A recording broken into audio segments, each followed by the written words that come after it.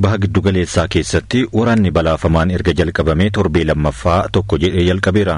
Kabajamtoota jaalatamtoota keenyaa nageenyi keenya kan kabajaa fi jaalalaa bakka jirtan hundatti isin haa gahu. Barii News like, share, subscribe gochuun yaada keessanis karaa koomentiin nu biraan gahaa isiniin jenna. Sagantaa keenya kan guyyaa har'aatiif qabanneetti baha giddu galeessaa keessatti akkamiin deemaa jira kan jedhuu fi biyyoonni addunyaa guutuun gara waraana addunyaa sadaffaatti imala isaanii kan jalqaban yoo ta'u, kun ammoo ija maaliitiin ilaalama kan jedhu isiniif qindeessineerra. Waraanni Israa'elii fi Iraan torbee lammaffaa isaa qabatee jiruun dhaabbata Foordoo kan dallaa cimaa qabu dabalatee giddu seentummaan tibbana Ameerikaan haleellaa gurguddaa iddoowwan nukleeraa Iraan ijoo ta'an irratti raawwatte Teheraan tasgabbii dhabsiiseera jechuun gabaasaaleen garaagaraa bahaa jiru. Pireezidaant Doonaald Tiraamp haleellaa Naataanzii fi Isfaahaan irratti raawwatameen alatti boombiin cimaan lafa gadi fagoo kan uree seenu Massive Ordnance kan jedhamuun beekamu kiloogiraama 13,600 ulfaatu fayyadamuudhaan iddoo nukleeraa Iraan lafa jalaa Foordoo jedhamu baay'ee cimaa ta'e haleellee jirra jechuun dubbateera. Innis iddoowwan kunneen guutumaa guututti barbadaa'uu labsuudhaan Teheraan haaloo yoo kan baatu ta'e ammoo humna baay'ee guddaan akka ishee eeggatu akeekkachiiseera.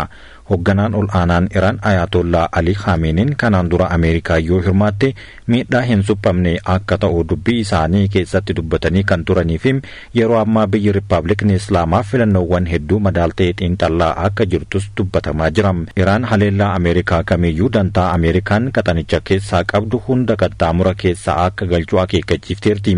Deebiin Teheraan Ameerikaan gocha ishee akka gaabbitu kan taasisu jechuu yoo dubbatan eegdonni warraaqsaa haleellaa booda ibsa kennaniin saaxilamummaa buufataalee Ameerikaa haleellaa kanaaf haala mijeessaa akka jiranis dubbataniiru.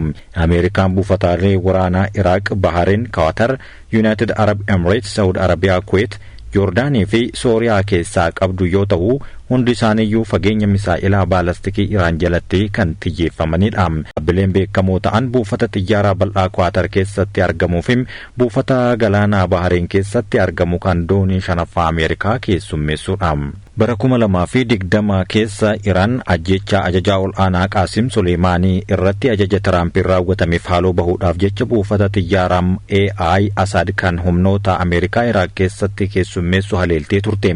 Teheraan dursitee Ameerikaadhaaf akeekkachiisa waan kenniteef haleellaa kanaan lubbuun namaa hedduu baduu baatullee deebiin baay'inaan fakkeenya ta'e ilaalame buufata kana akka miidheera jechuun gabaasaalee waggaa 4 dura bahan akeekkachiisanii argisiisaa jiru. Teheraan ammas adeemsa wal fakkaatu fakkeessuu raawwachuu dandeessi jedhuun qophaa'amaa kan jiruu fi haa ta'u malee wal dhabdeen cimaan amma kanaan deemaa jiru yoo kan itti fufu ta'e Iraan hamma waan xiqqoo akka isheen karoorsituutti itti dhagahamuun deemte haleellaa kallattii dantaa Ameerikaan kan waraana hin taane kan akka imbaasiiwwan naannicha keessatti argamanii dabalate filannoowwan jiran guutumaan guututti itti fayyadamuu dandeessi jechuunis sodaatamaa jirti.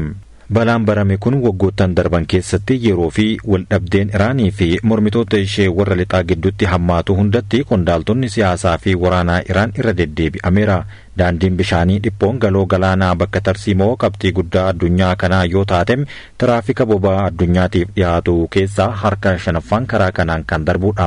Filmaanni Harmuz albuuda galaanaa, misaa'ila kiruuzii, ittisa qarqara galaanaa akkasumas bidiroowwan haleellaa saffisaa walitti makuun galma gahuu danda'a jedhamuun yaadamaatii kan jiru. Iddoowwan waggoota dhihoo asitti gareen eegdota warraaqsaa Islaamaa Iraan oomisha kana itti kuusaa turan keessaas naannawa kanatti akka dhihaatu dubbatama. Kanas ta'e sana cufamuun Harmuz hariiroo daldalaa sarara jireenyaa Iraan maamila boba'aa ishee ol aanaa kan taate Chaayinaa waliin qabdu walxaxaa taasisuu waan danda'uuf ishee irratti miidhamaa qabaachuu danda'a jechuun xiinxaltoonni yaada isaanii kennanis hedduudha.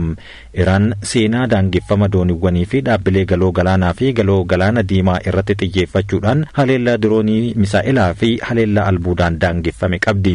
Haa ta'u malee haleellaa Ameerikaa yeroo dhihootti raawwatte booda Teheraan cimina guddaadhaan socho'uun taankaroota buufata doonii yookaan dhaabbilee anniisaa biyyoota dhihoo jiran kanneen akka Saudi Arabiyaa fi United Arab Emirates irratti xiyyeeffachuudhaan naasuu boba'aa addunyaa irratti kaasuudhaaf yaaduu fiddee as baateetii jirti. Opereeshiniin ajaja Doonaald Tiraamp kanaan booda battalumatti baay'inni qondaaltota Iraan ol aanaa ta'an karoora addatti dhaabbilee anniisaa Saawudii rukutuudhaaf qabaachuu danda'an dafanii ibsuu isaanii kun ammoo guutummaa addunyaatti raabsaa boba'aa addaan kutuu danda'a jechuun yaaddoon hamaan dhufee jira. Kun osoo kanaan jiru paarlaamaan Iraan yaada murteessaa kan ulaa galaanaa Strait of Hormuz akka cufamu dhihaate irratti waliigaluudhaan raggaasiseera. Boba'aan hin calalamin addunyaa guutuu irraa 20% ulaa Strait of Hormuz kanaan akka daddabarfamu ni beekama. Paarlaamaan Iraan ammoo haleellaa Ameerikaan Israa'el tumsuudhaan biyyattii irratti raawwatte haaloo bahuudhaaf jecha ulaa Strait of Hormuz kana akka cufamu yaada murtee dhiheesse raggaasiseera. Murteen paarlaamaa kun hojii irra kan oolu ajajni dhumaa hoogganaa ol aanaa Iraan Ayatollah Ali Khameneidhaan erga kennamee booda sa'aatiiwwan keessatti akka hojiitti hiikamu eerameera. Ulaan Strait of Hormuz kiiloomeetira 40 kan bal'atu yoo ta'u dhiyeessii boba'aa addunyaa irratti dhiibbaa guddaan uumamuu akka danda'u Newsweek televezyiinii Iraan wabeeffachuun gabaaseera. Ameerikaan ammoo ulaan Strait of Hormuz akka hin cufamne Chaayinaan irratti dhiibbaa akka gootu gaafachaa jiraachuu himameera. Kana jechuun ulaan kun akka hin cufamneef Ameerikaan Chaayinaa jaarsummaa ergatteerti. Ministeerri dhimma alaa Ameerikaa Maarko Ruubiyoo ulaan kun akka hin cufamne Chaayinaan irratti dhiibbaa akka gootu waamicha cimsee dhiyeesseera. Imbaasiin Chaayinaa Washington DC'tti argamu garuu hanga ammaatti dhimma kana irratti yaada dhuunfaatis ta'ee yaada biyyattii osoo hin kennin hafeera. Biyyoonni warra lixaa waliigaluudhaan yeroo Iraan irratti duulaa jiran kanatti mootii warra Kooriyaa Kaabaa namni lammata Iraaniin tuqe akka waan Kooriyaa Kaabaa haleeleetti ilaalama jechuun akeekkachiisa biraa qabatee as bahe. Biyyoonni hedduun ibsa wal irratti baasuu kan itti fufan yoo ta'u gariin ammoo cal'isa filataniiru. Biyyoonni humna qaban kanneen akka Chaayinaa, Raashiyaa fi Kooriyaa Kaabaa gama Iraan yoo dhaabbatan biyyoonni kun ammoo Israa'el deeggaruu isaanii itti fufaniiru.